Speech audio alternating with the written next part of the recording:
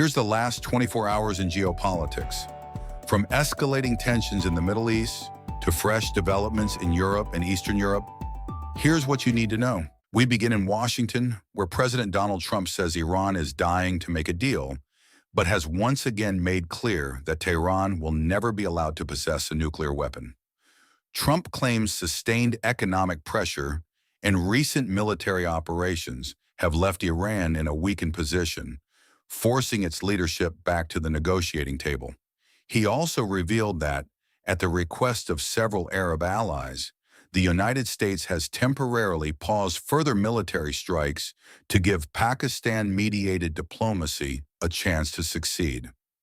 While American officials report limited progress, Trump warned that deadlines remain tight and stressed that military options remain ready if talks collapse. But Iran is sending a very different message. In Tehran, officials are downplaying expectations of a quick breakthrough, arguing that major differences with Washington remain unresolved. Iranian Foreign Ministry spokesman Esmail Baghai said a final agreement could still be weeks or even months away.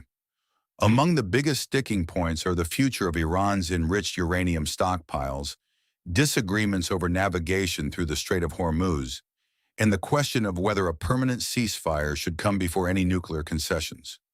Mediators from Pakistan and Qatar continue shuttling proposals between both sides, but diplomats acknowledge that substantial gaps remain, and concern over those tensions is now being felt across the Gulf. The United Arab Emirates has joined Saudi Arabia and Qatar in urging President Trump to prioritize diplomacy over military escalation. Regional leaders fear that a wider conflict could threaten critical infrastructure, energy exports, and major shipping routes throughout the Gulf. There is also growing concern that countries hosting American military bases could become targets in any broader confrontation. While backing ongoing negotiations, Gulf states continue to insist that any final agreement must address Iran's nuclear program, missile capabilities, and regional proxy networks. Meanwhile, in Israel, fresh controversy is emerging following the seizure of a Gaza-bound aid flotilla. International activists released after the interception of the global Sumud flotilla have accused Israeli authorities of physical and sexual abuse during detention. Organizers say multiple detainees reported inappropriate searches, assaults, and psychological intimidation. Israeli prison officials have strongly rejected the allegations, insisting all detainees were treated according to legal and medical standards.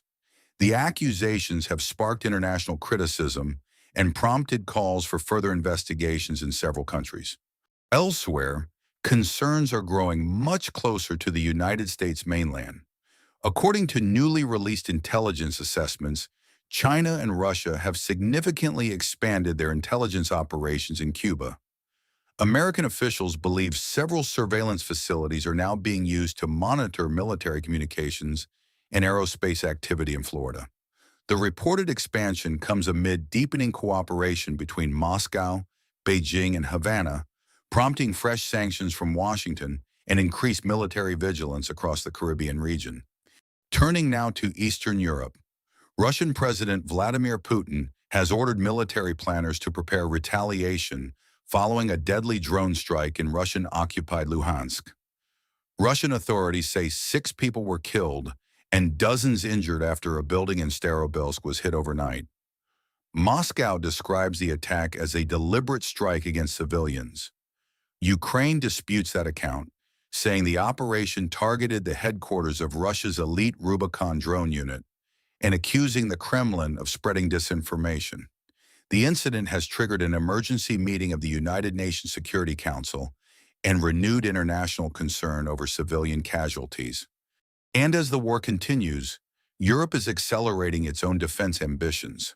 France is seeking to join a major British-German missile development program aimed at producing next-generation long-range strike weapons. The Deep Precision Strike Initiative is expected to develop advanced cruise missiles and hypersonic systems capable of striking targets more than 2,000 kilometers away. The project reflects Europe's growing desire for greater strategic autonomy and reduce dependence on American military assets, with formal talks on French participation expected next month. Back in Ukraine, another issue is drawing people onto the streets. Hundreds of protesters gathered in Kiev, demanding a presidential veto of legislation that would allow courts to declare missing service members legally dead after 6 months. Families argue the measure could prematurely halt search efforts and diminish hopes of finding loved ones who may still be alive or held in captivity. The demonstrations highlight the immense human cost of a conflict that continues to affect tens of thousands of Ukrainian families. And finally, Germany is considering a larger role in protecting one of the world's most important shipping routes. Berlin is weighing participation in a British-led mission to secure the Strait of Hormuz, though officials stress the operation would remain outside NATO command structures. The mission would focus on maritime surveillance, mine-clearing operations, and safeguarding commercial shipping. Germany has already positioned naval assets in the Mediterranean, but any deployment would still require parliamentary approval and depend on continued regional stability. That's your global briefing for the last 24 hours. Stay with us for more international updates as they happen.